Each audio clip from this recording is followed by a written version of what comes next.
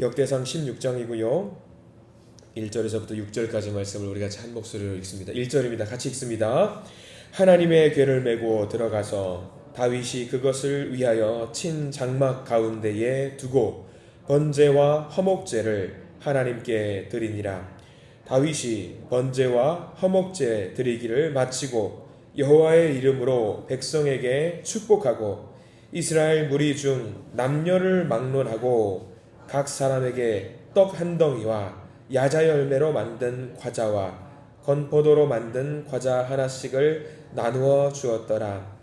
또 레위 사람을 세워 여호와의 궤 앞에서 섬기며 이스라엘 하나님 여호와를 칭송하고 감사하며 찬양하게 하였으니 아삽은 우두머리요 그 다음은 스가랴와 여히엘과 스미라못과 여히엘과 마띠디아와 엘리압과 브나야와 오벳 에돔과 여히엘이라. 비파와 수금을 타고 아삽은 제금을 힘있게 치고 제사장 브나야와 야하시엘은 항상 하나님의 언약궤 앞에서 나팔을 부니라.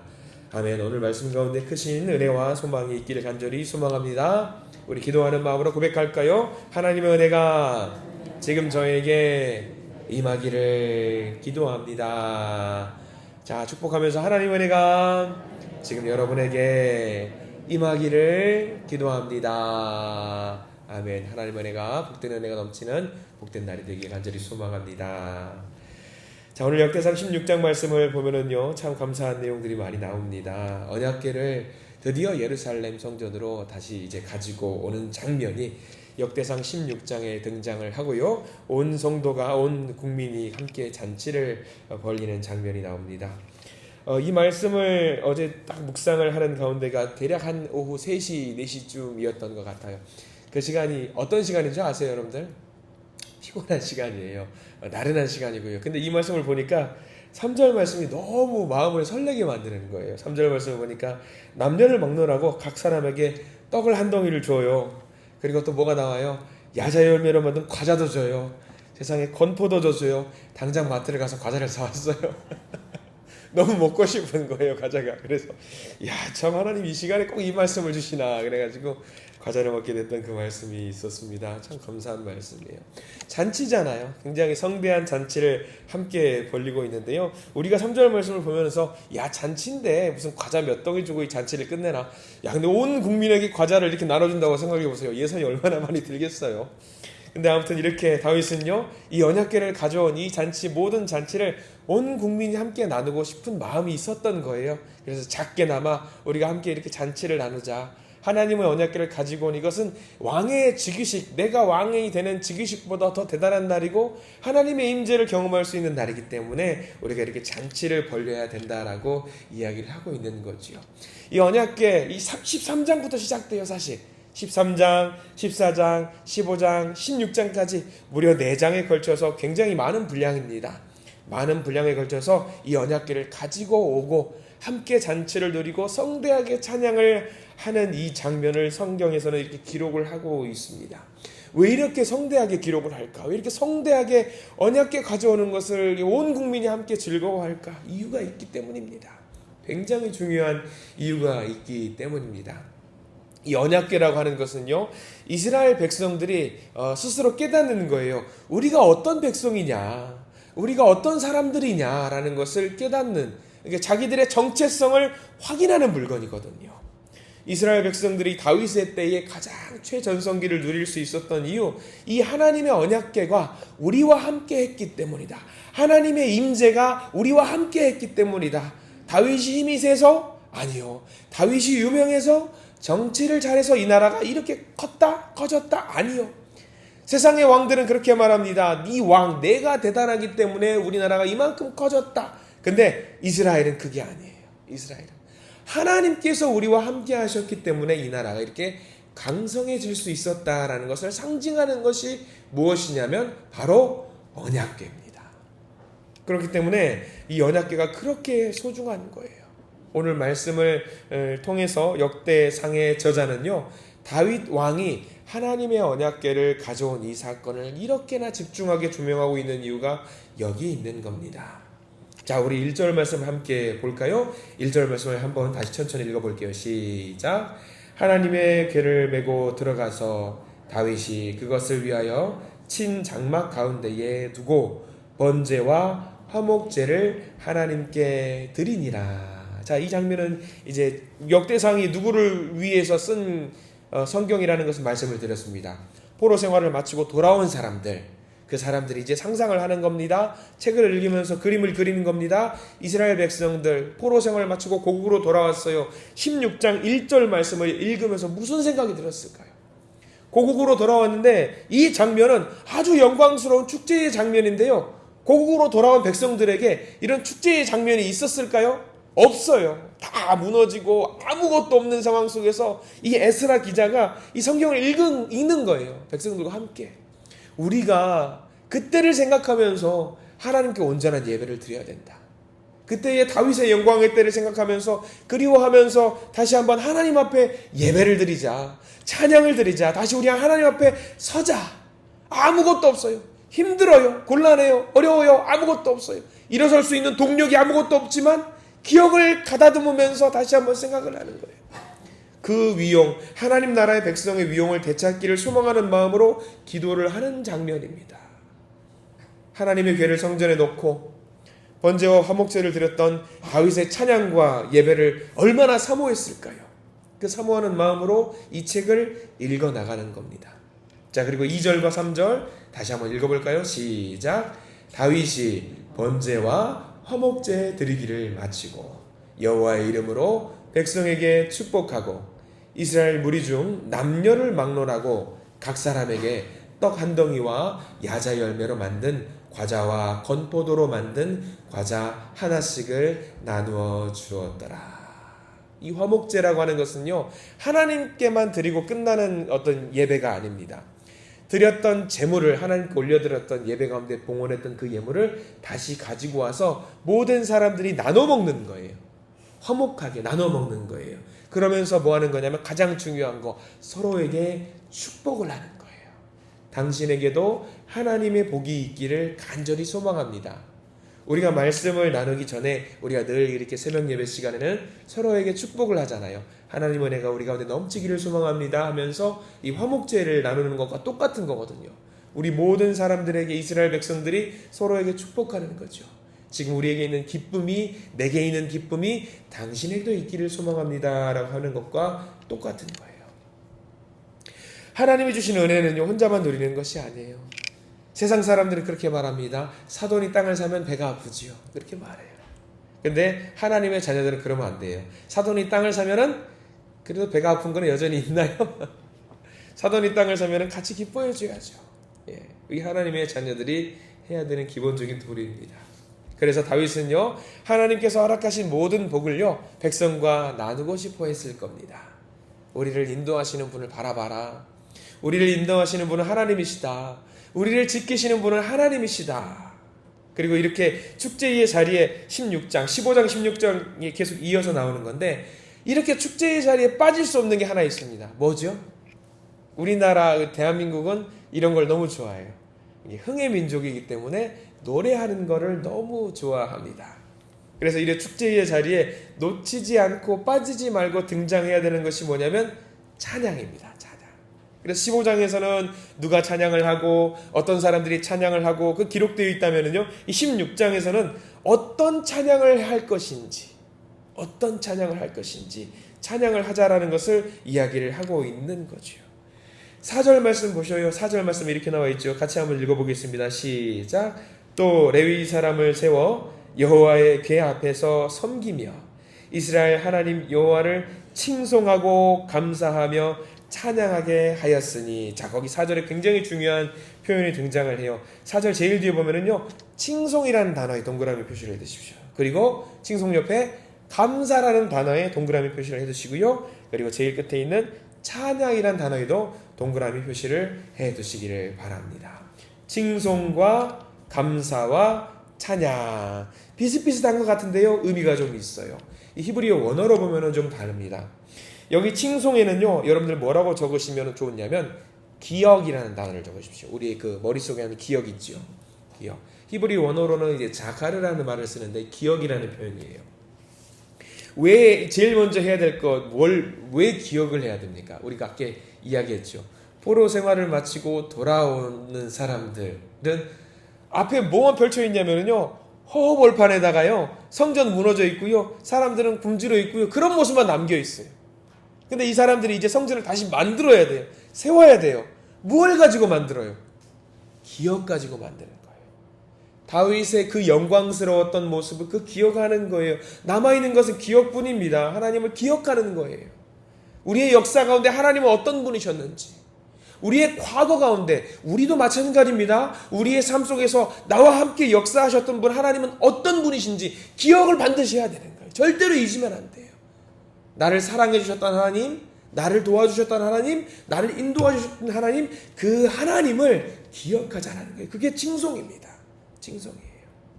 그러면은요, 여러분 그거를 기억하면은요, 나와 함께 하셨던 그 하나님을, 나를 인도하셨던 하나님을, 우리 가족을 지켜주셨던 하나님을 기억하면은요, 자동적으로 뭐가 몸속에서 나오는지 아세요?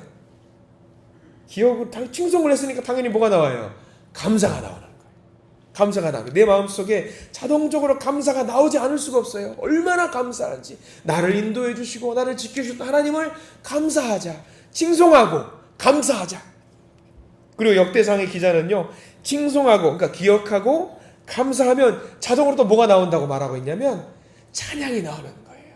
찬양이 안 나올 수가 없는 거예요. 이 역대상의 저자는요, 포로 생활을 마무리하고 돌아오는 이스라엘 백성들을 향해서 이 세 가지를 강조하고 있습니다. 기억해라. 칭송하면서 기억해라. 그리고 감사해라.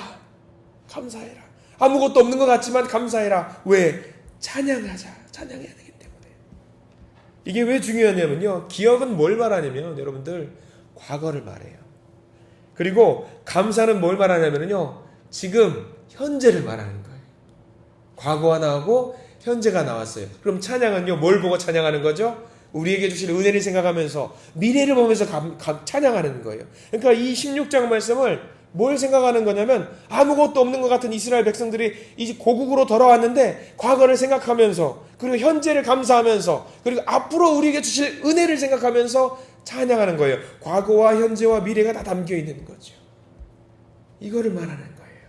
그리고 역대상 16장 보면은요, 과거와 현재, 미래가 모두 소중할 텐데 어떤 것에 주안점이 맞춰져 있는 것 같아요, 여러분들. 26장 전체를 두고 가장 많은 비중을 차지하고 있는 것이 칭송이에요, 감사예요, 찬양이에요. 찬양이에요, 찬양. 찬양이 있어요. 그래서 다윗은요, 7절부터 계속 감사 찬양만 하는 거예요. 우리가 이렇게 찬양해야 되고 저렇게 찬양해야 되고 이렇게 찬양해야 되고를 계속해서 이야기하고 있는 거예요. 포로 생활을 마치고 온 이스라엘 백성들이 무엇을 바라보고 살아야 되겠는지, 과거를 바라보는 것도 중요하고 현재 감사해야 되는 것도 중요하지만 이제 앞으로 우리에게 주실 그 은혜를 바라보면서 찬양하자는 거예요. 현실이 막막해 보여요. 답답해 보여요. 아무것도 없는 것 같아 보여요. 꽉 막힌 것 같아 보여요. 그래도 우리는 하나님을 찬양하자. 앞으로 우리에게 주실 그 은혜를 바라보면서 찬양하자. 그렇게 찬양할 때 우리 하나님은 우리에게 비전을 허락하신다. 그렇기 때문에 우리는 찬양하자. 이게 찬양이 얼마나 위대한 힘이 있는지 아마 우리 성도님들 찬양 정말 좋아하십니다. 그리고 가끔 그런 경험 있으실 거예요. 아주 위대한 설교를 100편을 들어도 눈물이 나오지 않을 때가 있어요. 그런데 내게 마음에 감동을 주는 찬양 한 구절을 듣는 순간 눈물이 쏟아질 때가 있습니다. 눈물이 쏟아질 때가 있어요. 찬양을 하면서 우리가 생각을 하는 거예요. 그렇지, 내 하나님이 나를 인도하셨지. 그리고 내 하나님이 지금도 나를 인도하고 계시지. 맞아. 그리고 앞으로도 우리를 인도하실 거야 라고 하면서 하나님의 백성이 하나님의 백성 되게 만드는 것. 기억하고 감사하고 찬양하는 이 과정, 과거와 현재, 미래를 통합하는 이 모든 과정을 통해서 하나님의 사랑을 실감하고 체험하고 다시 그걸 붙잡는 겁니다. 이 찬양의 힘이 지금 현실 내 어려움을 이길 수 있게 만드는 힘입니다. 그렇기 때문에 여러분들 찬양하십시오. 늘 찬양하십시오. 일단 다윗은요, 음악의 조예가 있는 사람이었어요. 그래서 굉장히 찬양에 공을 들이고 있습니다. 우리 믿는 사람들은요, 찬양을 통해서 은혜를 누리셔야 됩니다. 좋을 때에는 당연히 찬양이 나오지요. 그런데 실패하고 눈물 날 때는요, 찬양도 안 나올 때가 있어요. 힘이 없어서. 입을 열 힘도 없더라고요. 기도하려고 앉았는데 기도가 나오지 않아요. 뭐만 나오냐면요, 한숨만 나오고요, 하소연만 나와요. 그리고 뭐만 나와요? 입에서 그냥 이 말만 나와요. 주여, 주여, 주여.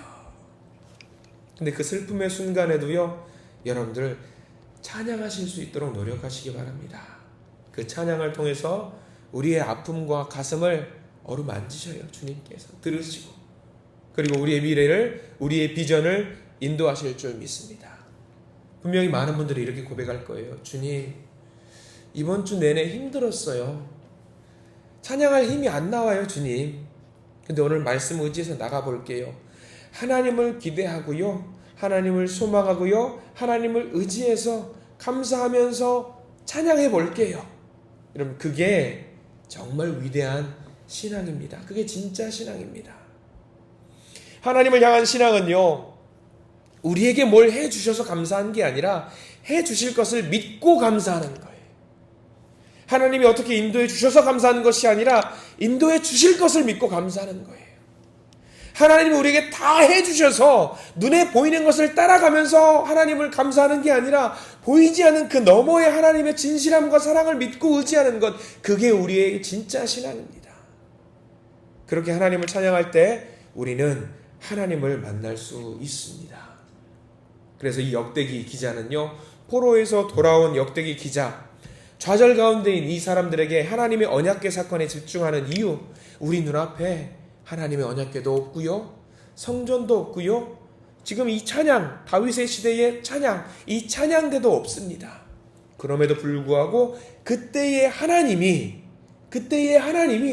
지금의 우리의 하나님이고, 앞으로 우리의 삶 속에서도 하나님이 되실 분이라는 거, 지금도 여전히 똑같다는 거. 이 말씀을 우리에게 주시는 이유, 다윗에게 행하셨던 이 사건을 우리가 기억해야 된다는 겁니다. 다윗의 하나님, 우리가 찬양해야 되는 이유, 칭송해야 되고 감사해야 되고 찬양해야 되는 이유, 지금도 살아계신 하나님이 나의 앞으로의 삶 가운데 더욱 주님을 찬양하는 감사의 제목들을 넘치게 만드실 것이 분명하기 때문에 우리도 하나님의 은혜를 기억하고 지금까지 나와 함께 하신 하나님을 기억해야 되기 때문에 이 말씀을 주신 겁니다. 오늘 예배를 통해서, 그리고 우리의 삶을 통해서, 우리의 삶이 어렵지만 우리가 붙들 그 분은 하나님 말고는 없다라는 것을 깨닫고 고백하고 하나님을 쉬지 않고 찬양하시는 우리 모든 성도님들 되시기를 소망합니다. 오늘 하루의 삶을 통해서 내 앞을 열어주실 하나님을 기억하고 찬양할 때에 하나님은 반드시 그 찬양 가운데 거하셔서 우리의 슬픔을, 우리의 고난을, 우리의 아픔을 기쁨으로 바꾸실 줄 믿습니다. 그 하나님을 만나실 오늘 하루, 거룩한 복된 하루 되시기를 간절히 소망합니다. 기도하겠습니다. 하나님 감사합니다. 다윗의 때에 하나님의 언약궤가 예루살렘으로 들어오는 것을 바라보면서 다윗은 신나게 춤을 추었습니다. 모든 백성은 함께 기뻐하고 번제와 화목제를 드리며 주님을 찬양했습니다. 감사합니다, 주님. 지금까지 나를 지켜주신 하나님을 칭송합니다. 지금 현재 나를 인도하시는 하나님을 감사합니다. 그리고 앞으로의 나에게 주실 복을 기대하면서 찬양합니다. 우리의 모든 아픔과 고난 이겨낼 수 있는 힘을 허락하여 주시옵소서. 오늘 하루 살아갈 때에 새로운 마음으로 삶 속에서 예배를 드리게 해주시고, 새롭게 드리는 번제와 화목제가 되게 해주시고, 새롭게 드리는 예물이 되게 해 주시옵소서. 우리의 삶 가운데 매일매일 하나님의 은혜가 새롭게 우리 가운데 임하고 매일 하나님께 감사하며 찬양하게 되며 송축하는 그런 거룩한 복된 삶을 우리에게 허락하여 주시옵소서. 예수 그리스도 이름으로 간절히 기도드립니다. 아멘.